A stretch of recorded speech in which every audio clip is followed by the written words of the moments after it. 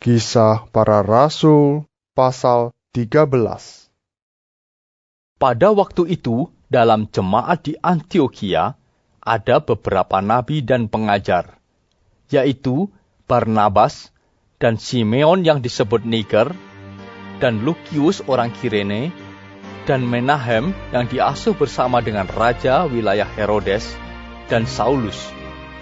Pada suatu hari, ketika mereka beribadah kepada Tuhan dan berpuasa, berkatalah Roh Kudus, "Khususkanlah Barnabas dan Saulus bagiku untuk tugas yang telah kutentukan bagi mereka." Maka berpuasa dan berdoalah mereka, dan setelah meletakkan tangan ke atas kedua orang itu, mereka membiarkan keduanya pergi.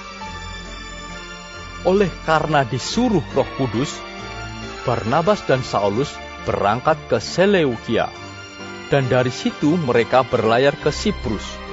Setiba di Salamis, mereka memberitakan firman Allah di dalam rumah-rumah ibadat orang Yahudi, dan Yohanes menyertai mereka sebagai pembantu mereka.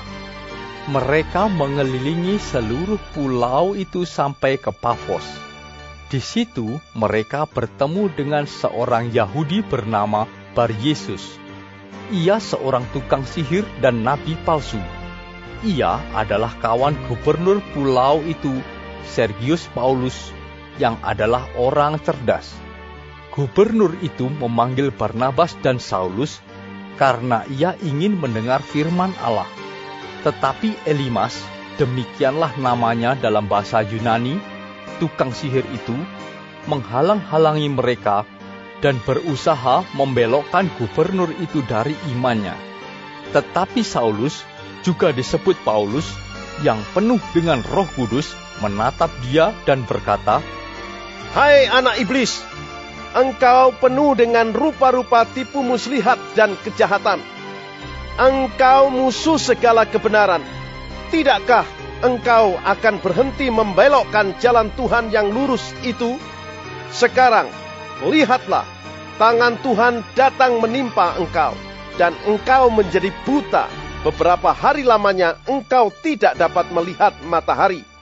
Dan seketika itu juga, orang itu merasa diliputi kabut dan gelap. Dan sambil meraba-raba, ia harus mencari orang untuk menuntun dia. Melihat apa yang telah terjadi itu, percayalah gubernur itu. Ia takjub oleh ajaran Tuhan. Lalu, Paulus dan kawan-kawannya meninggalkan Pafos dan berlayar ke Perga di Pamfilia. Tetapi Yohanes meninggalkan mereka, lalu kembali ke Yerusalem. Dari Perga, mereka melanjutkan perjalanan mereka, lalu tiba di Antiokhia di Pisidia. Pada hari Sabat, mereka pergi ke rumah ibadat, lalu duduk di situ. Setelah selesai pembacaan dari hukum Taurat dan kitab nabi-nabi, pejabat-pejabat rumah ibadat menyuruh bertanya kepada mereka, "Saudara-saudara, jikalau saudara-saudara ada pesan untuk membangun dan menghibur umat ini, silakanlah." Maka bangkitlah Paulus. Ia memberi isyarat dengan tangannya, lalu berkata, "Hai orang-orang Israel, dan kamu yang takut akan Allah, dengarkanlah. Allah umat Israel ini telah memilih nenek moyang kita dan membuat umat itu menjadi besar ketika mereka tinggal di Mesir sebagai orang asing. Dengan tangannya yang luhur, ia telah memimpin mereka keluar dari negeri itu. 40 tahun lamanya, ia sabar terhadap tingkah laku mereka di padang gurun. Dan setelah membinasakan 7 bangsa di tanah Kanaan, ia membagi-bagikan tanah itu kepada mereka untuk menjadi warisan mereka selama kira-kira 450 tahun. Sesudah itu, ia memberikan mereka hakim-hakim sampai pada zaman Nabi Samuel. Kemudian, mereka meminta seorang raja dan Allah memberikan kepada mereka Saul bin Kis dari suku Benyamin 40 tahun lamanya. Setelah Saul disingkirkan, Allah mengangkat Daud menjadi raja mereka. Tentang Daud, Allah telah menyatakan, "Aku telah mendapat Daud bin Isai, seorang yang berkenan di hatiku dan yang melakukan segala kehendakku. Dan dari keturunannya lah, sesuai dengan yang telah dijanjikannya, Allah telah membangkitkan juru selamat bagi orang Israel, yaitu Yesus." Menjelang kedatangannya, Yohanes telah menyerukan kepada seluruh bangsa Israel supaya mereka bertobat dan memberi diri dibaptis. Dan ketika Yohanes hampir selesai menunaikan tugasnya, ia berkata, "Aku bukanlah dia yang kamu sangka, tetapi ia akan datang kemudian daripadaku. Membuka kasut dari kakinya pun aku tidak layak." Hai saudara-saudaraku, baik yang termasuk keturunan Abraham, maupun yang takut akan Allah, kabar keselamatan itu sudah disampaikan kepada kita. Sebab penduduk Yerusalem dan pemimpin-pemimpinnya tidak mengakui Yesus dengan menjatuhkan hukuman mati atas dia. Mereka menggenapi perkataan nabi-nabi yang dibacakan setiap hari Sabat. Dan meskipun mereka tidak menemukan sesuatu yang dapat menjadi alasan untuk hukuman mati itu, namun mereka telah meminta kepada Pilatus supaya ia dibunuh.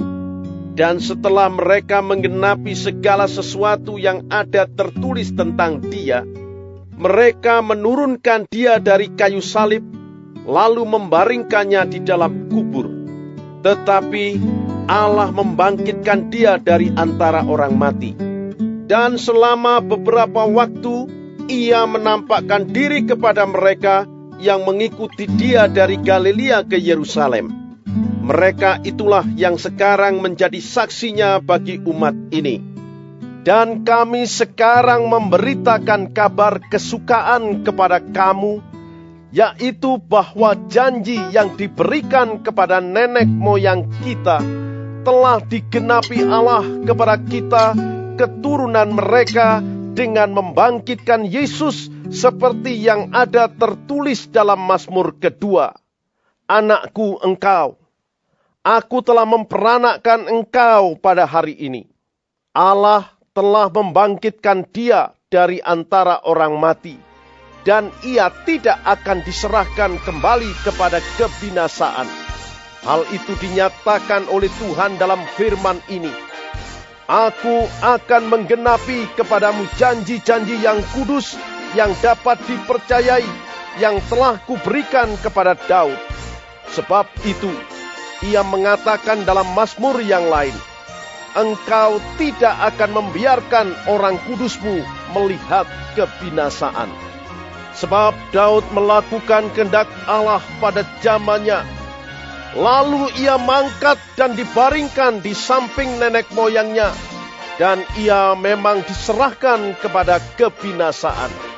Tetapi Yesus yang dibangkitkan Allah tidak demikian. Jadi ketahuilah, hai saudara-saudara, oleh karena dialah maka diberitakan kepada kamu pengampunan dosa.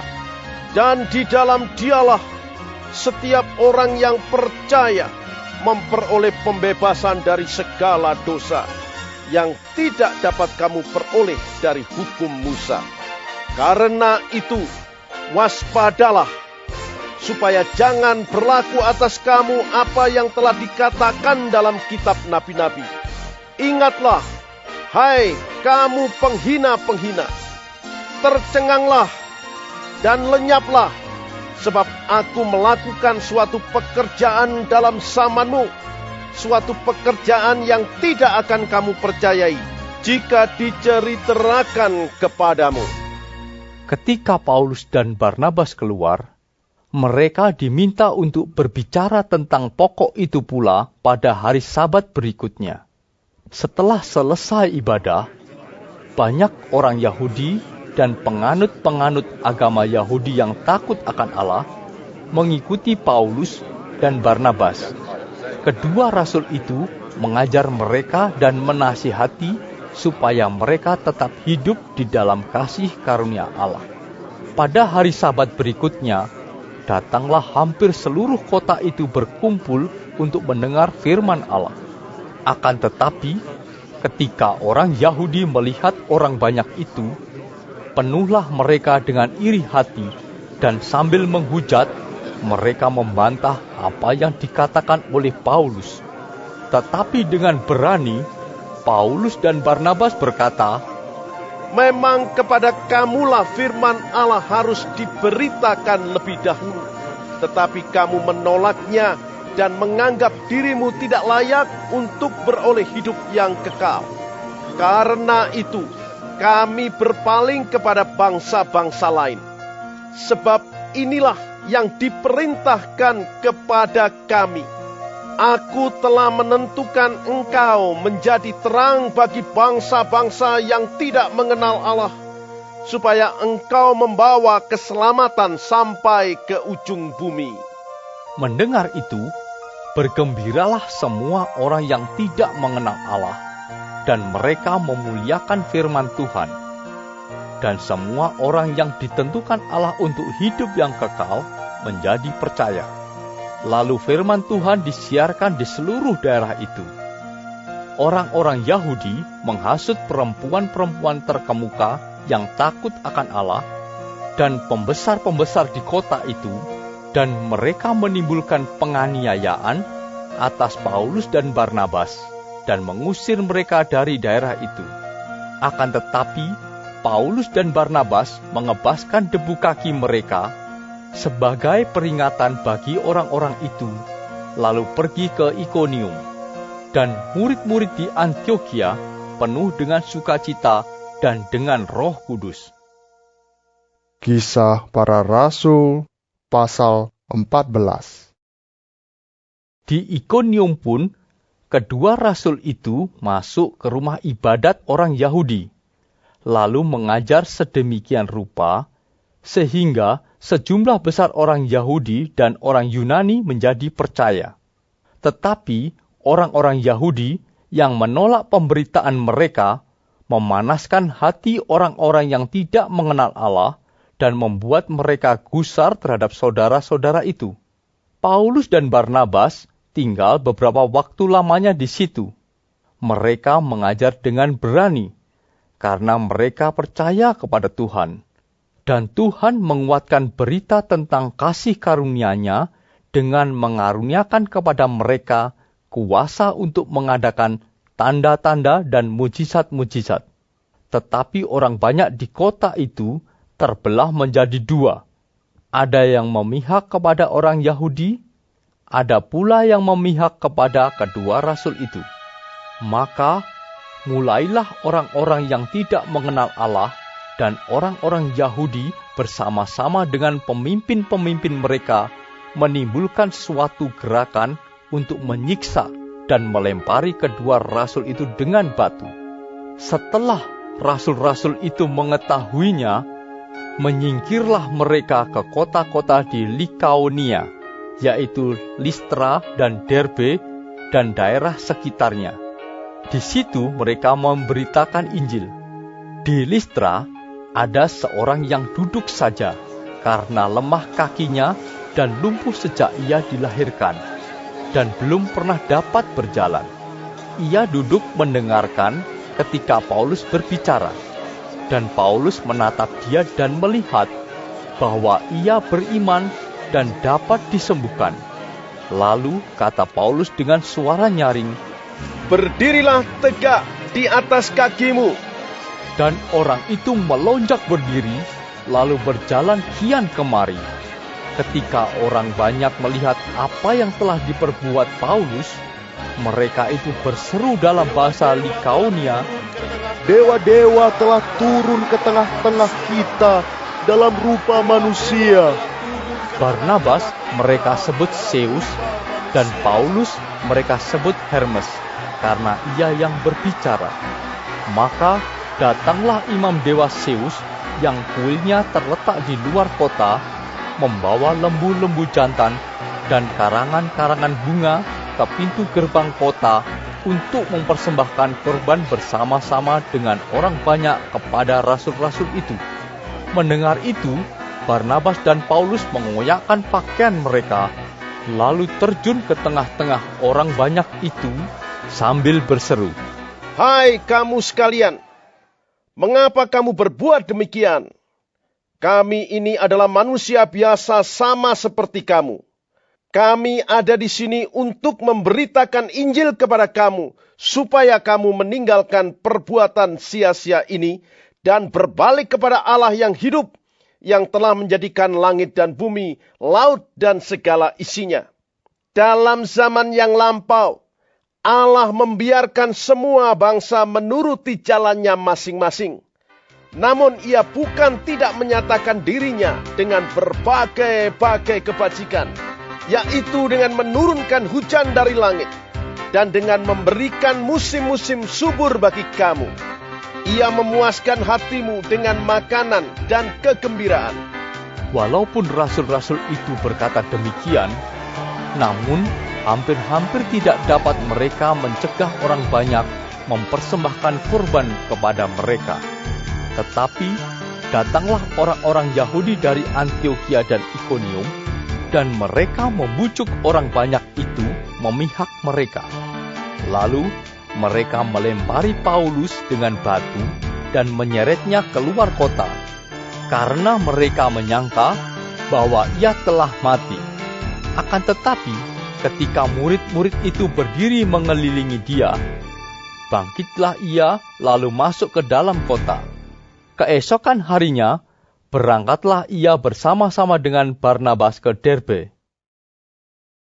Paulus dan Barnabas memberitakan Injil di kota itu dan memperoleh banyak murid. Lalu kembalilah mereka ke Listra, Ikonium, dan Antiokhia.